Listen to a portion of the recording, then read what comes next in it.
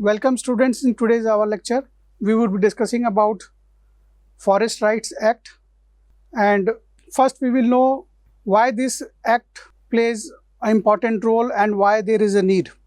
What is the rationale behind this legislation that was brought? I will be discussing various aspects. One of the very significant aspect is historical injustice. Indigenous and traditional forest dwelling communities in India have historically been dependent upon forests for their livelihood. However, during the colonial era and in post-independence period, forest policies often marginalized these communities and restricted their access to forest resources. The Forest Rights Act aims to rectify this historical injustice by recognizing and restoring the rights of forest dwelling communities. Second aspect is that what are the constitutional provisions? The Constitution of India guarantees various fundamental rights, including the right to life and livelihood. Additionally, it recognizes the right of scheduled tribes and other marginalized communities. The Forest Rights Act seeks to uphold these constitutional principles by ensuring that forest dwelling communities have secure rights over forest resources. Third rationale, there are international obligations. India is signatory to various international conventions and agreements related to indigenous rights, environmental conservations, and sustainable development. The Forest Rights Act align with these international obligations, particularly those outlined in conventions like UN declarations on the right of indigenous people. Next aspect is that of conservation and livelihood. The Forest Act recognizes the symbiotic relationship between forest conservation and the livelihood of forest dwelling communities. It acknowledges that sustainable forest management requires active participation. Those who have traditional knowledge and practices of forest, they help in forest conservation. Next aspect is of democratic decentralization. By entrusting responsibilities for forest management to Gram Sabhas, they are village assemblies, and local communities, the Forest Rights Act promotes democratic decentralization and community-based governance. It empowers local communities to make decisions regarding forest resources, thereby fostering a sense of ownership and responsibility. Overall, we can say that the basis of Forest Rights Act lies in the recognition of the rights of forest dwelling communities, the principles of environmental sustainability, and the promotion of social justice and inclusive development. Let us decode the Forest Rights Act. In this, we would be revealing its underlying principles of justice, of conservation, and the challenges it faces in achieving its objectives. In justice, first of all, we need to understand the recognition of rights.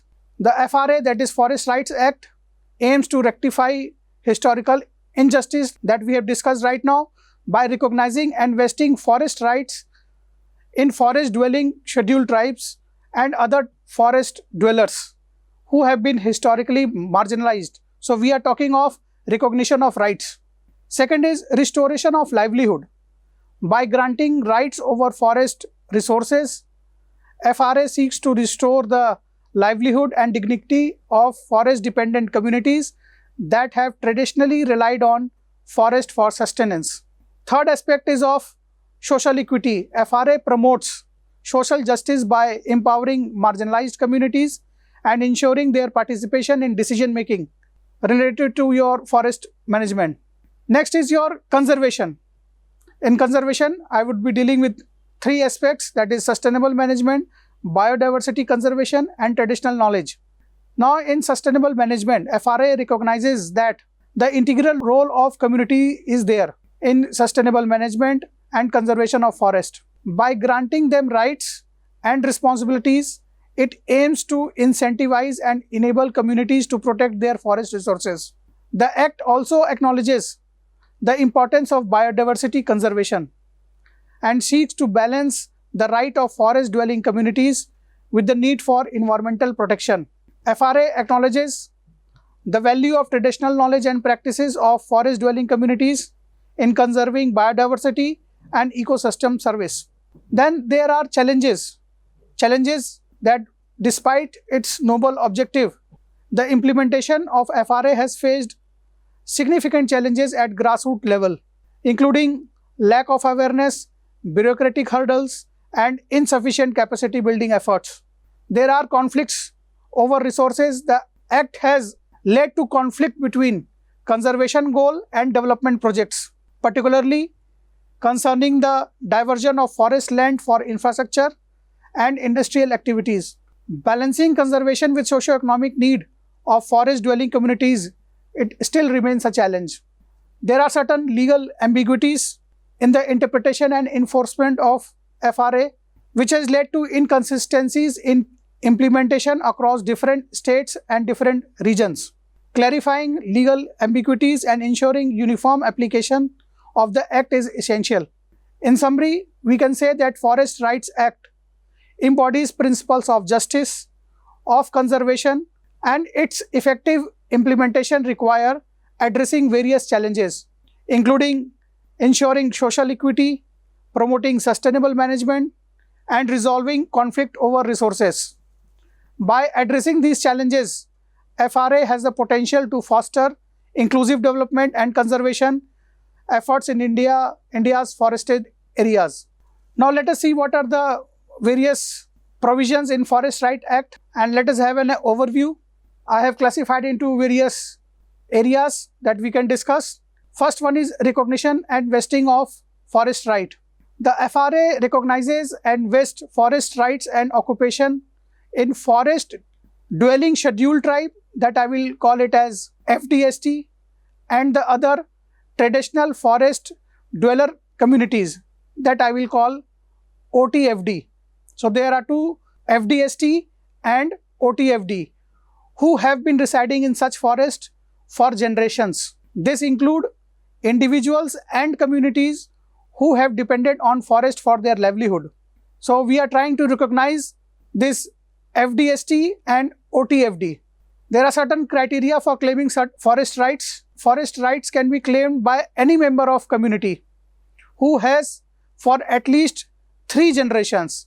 3 generations, that is 75 years prior to 13th day of December 2005, primarily who has resided in forest land for bona fide livelihood needs. This provisions aims to recognize the historical occupancy and dependence of forest dwelling communities on forest resources. How can one conserve and strengthen? In this, FRA recognizes and strengthens the conservation regime of forest. It aims to strike a balance between conservation effort and the livelihood and food security of FDST and OTFD by empowering them to participate in sustainable forest management practices. There is also a role of Gram Sabha.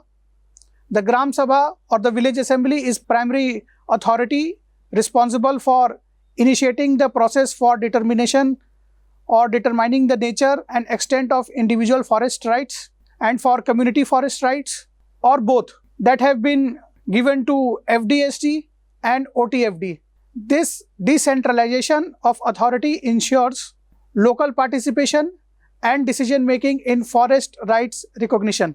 There are various types of rights that are recognized. You can see in the slide the title rights, the use rights, the relief and development rights, and the forest management rights. Title rights, that is FDST and OTFD, are granted ownership right to land that they have been farming subject to maximum of 4 hectares. This ensures security of tenure and ownership for cultivated land. Then there is use right. Forest dwellers are granted rights to extract minor forest produce, access grazing areas, and other customary use of forest resources. There are relief and development rights also. These rights include rehabilitation in case of illegal eviction or forced displacement, as well as access to basic amenities with restriction for forest protection. then FDST and OTFD have the right to protect, regenerate, conserve or manage any community forest resources that have been traditionally protected and conserved for sustainable use. This empowers community to engage in forest conservation activities.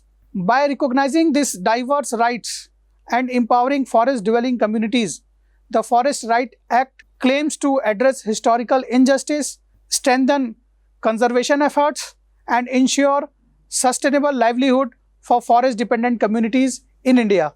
Now let us have highlight of what are the key objectives. I have given in the slide. You can see that there are recognition of rights, empowerment of communities, prevention of eviction and displacement, promotion of sustainable forest management and conservation of biodiversity. The FRA are multifaceted, aiming to address historical injustice, empower forest dwelling communities, promote sustainable forest management and conserve biodiversity. FRA seeks to recognize and vest forest rights in forest dwelling scheduled tribes, FDST and other traditional forest dwellers, that is OTFD, who have been residing in and depending on forest for their livelihood for generations. By acknowledging their historical occupancy and dependence on forest resources, the FRA aims to legally recognize and protect their rights over land, forest produce and other resources. Another objective of FRA is to empower forest dwelling community by granting them legal ownership and control over forest land and resources. By recognizing their rights, the Act aims to enhance the socio-economic status, the dignity and the autonomy of forest dwelling communities, thereby addressing historical injustice and marginalization. FRA also aims to prevent the arbitrary eviction and displacement of forest dwelling communities from their traditional habitat and land. By providing legal recognition and protection of their rights, the Act seeks to safeguard forest dwelling communities from forced displacement and ensure their continued access to forest resources. Sustainable forest management is key objective of FRA, emphasizing the conservation and sustainable use of forest resources while respecting the rights and livelihood of forest dwelling communities.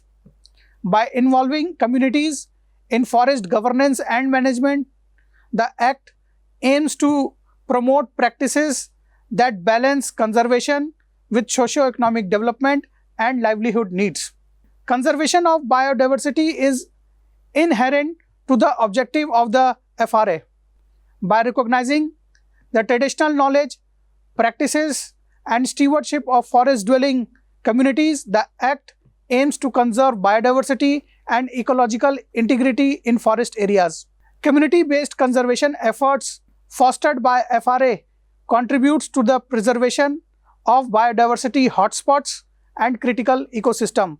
The Forest Rights Act 2006 aims to rectify historical injustice faced by forest dwelling communities, empower them with legal recognition and control over forest resources, prevent their eviction and displacement, promote sustainable forest management practices and conserve biodiversity for present and future generations.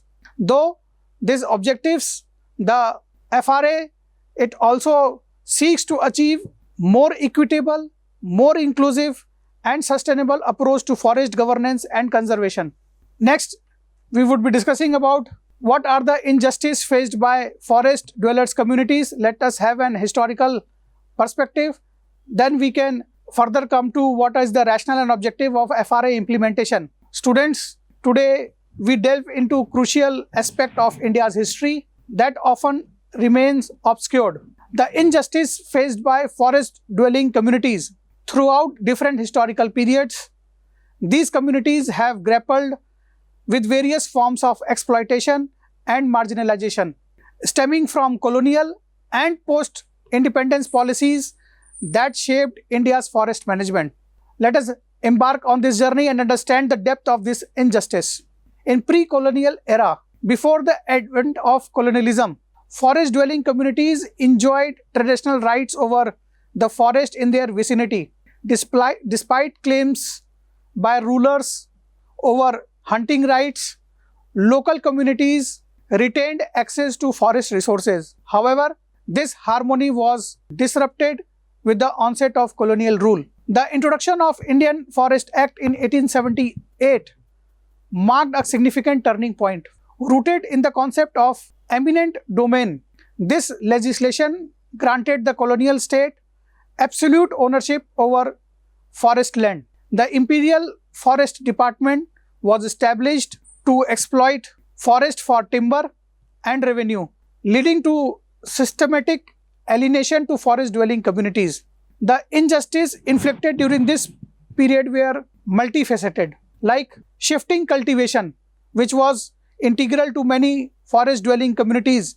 Their livelihood, it was banned. The colonial government, biased survey and settlement policies favored the state, disregarding the rights of local communities. Forest villages were created, subjected forest dwellers, primarily Adivasis, to bonded labor in exchange for agriculture lease or forest land. Access to forest produce became restricted and subject to arbitrary regulations by the forest bureaucracy. This was in the colonial era.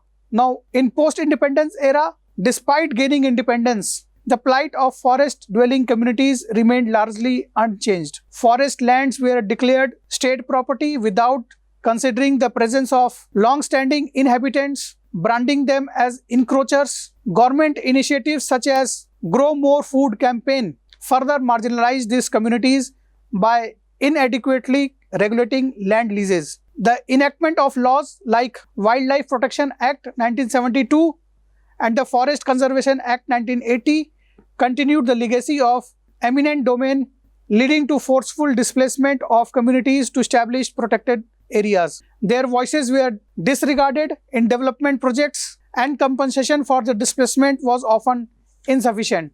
The injustice faced by forest-dwelling communities spanned centuries, perpetuated by colonial and post-independent policies rooted in exploitation and marginalization. So it is imperative to acknowledge that this historical injustice to pave the way for meaningful restitution and equitable forest governance.